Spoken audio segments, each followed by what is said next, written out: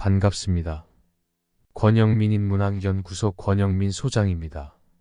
인공지능 시대는 인문학이 경쟁력입니다.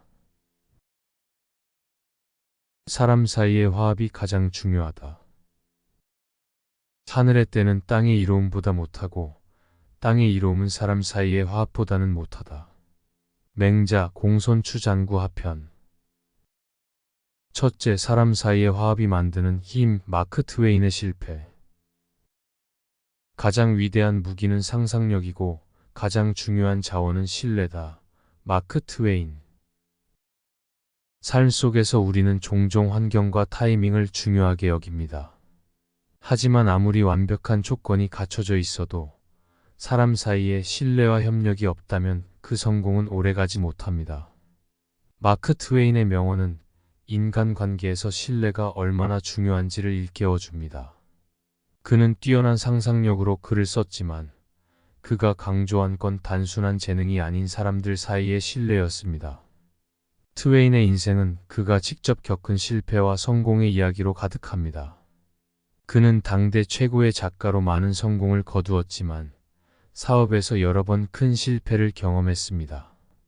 특히 그의 출판 사업이 무너진 가장 큰 이유는 사업 파트너와의 신뢰가 깨졌기 때문이었습니다. 그는 재능과 지식을 갖추고 있었고 그 시대 최고의 출판 환경이라는 조건도 있었지만 결국 사람 사이의 신뢰가 부족했던 것이 치명적인 결과로 이어졌습니다. 트웨인은 이 실패에서 중요한 교훈을 얻었습니다. 그는 후에 이렇게 말했습니다. 내가 실패한 것은 능력의 부족이 아니었다. 내가 믿지 말아야 할 사람을 믿었기 때문이다. 성공은 환경이나 능력에 달려있지 않다. 그것은 사람 사이의 신뢰에 달려있다. 트웨인은 신뢰를 잃은 상황에서는 어떤 성취도 지속 가능하지 않다는 사실을 깨달았습니다. 그는 이 경험을 바탕으로 인간관계에서 신뢰와 존중을 기반으로 한 협력을 우선시하게 되었습니다. 이로 인해 그는 자신의 문학적 성공을 더욱 공고히 다질 수 있었습니다. 트웨인의 경험은 오늘날 우리에게도 중요한 메시지를 전달합니다. 기업이나 개인이 아무리 뛰어난 기술이나 자원을 가지고 있더라도 사람들 사이의 신뢰와 협력이 없다면 그 성공은 일시적일 수밖에 없습니다. 팀워크와 인간관계에서의 갈등이 해결되지 않으면 결국 그 조직이나 사업은 무너질 가능성이 큽니다. 트웨인의 이야기는 우리에게 진정한 성공의 핵심이 사람과 사람 사이의 화합에 달려있다는 사실을 일깨워줍니다. 환경이나 기술은 상황에 따라 변할 수 있지만 신뢰는 그 어떤 상황에서도 우리를 성공으로 이끄는 가장 중요한 요소입니다. 둘째, 맹자의 가르침. 사람 사이의 화합이 가장 중요하다. 맹자는 인간 사회에서 가장 중요한 요소가 사람 사이의 화합이라고 강조했습니다. 그는 하늘의 때는 땅의 이로움보다 못하고 땅의 이로움은 사람 사이의 화합보다는 못하다라고 말하며 모든 성공의 핵심은 결국 인간관계에서 비롯된다고 가르쳤습니다. 좋은 환경과 기회가 있다 해도 사람 사이의 신뢰와 조화가 없다면 그 기회는 제대로 활용될 수 없다는 의미입니다. 맹자의 이 가르침은 단순히 개인의 관계에만 적용되는 것이 아닙니다. 이는 국가와 사회의 성공에도 똑같이 적용됩니다. 역사 속에서 많은 국가와 제국이 훌륭한 지리적 조건과 타이밍을 갖추고 있음에도 불구하고 내부의 불화와 분열로 인해 무너진 사례를 쉽게 찾을 수 있습니다. 외부의 조건이 아무리 유리해도 내부의 화합이 깨지면 그 나라나 조직은 결국 약해지고 위기에 처할 수밖에 없다는 것입니다. 반면 인화가 잘 이루어진다면 비록 외부 조건이 불리해도 그 어려움을 극복할 수 있습니다. 맹자는 이 화합을 단순한 협력의 개념을 넘어서 사람들 간의 신뢰와 존중에서 출발한다고 보았습니다. 인간관계에서 화합은 단순히 서로 도움이 되는 것을 넘어서 서로를 존중하고 배려하는 마음이 바탕이 되어야 합니다. 겉으로는 함께 일하는 듯 보여도 서로에 대한 존중이 없으면 진정한 협력과 성과는 이루어질 수 없습니다. 인화는 단순한 도구적 관계가 아닌 마음에서 우러나오는 화합이어야 한다는 맹자의 가르침은 그래서 더 깊은 의미를 가집니다. 맹자의 이 가르침은 오늘날에도 매우 유효합니다.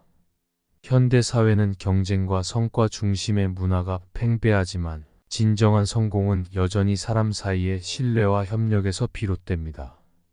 기업과 조직 내에서도 팀워크와 화합이 이루어지지 않으면 그 조직은 오래가지 못합니다.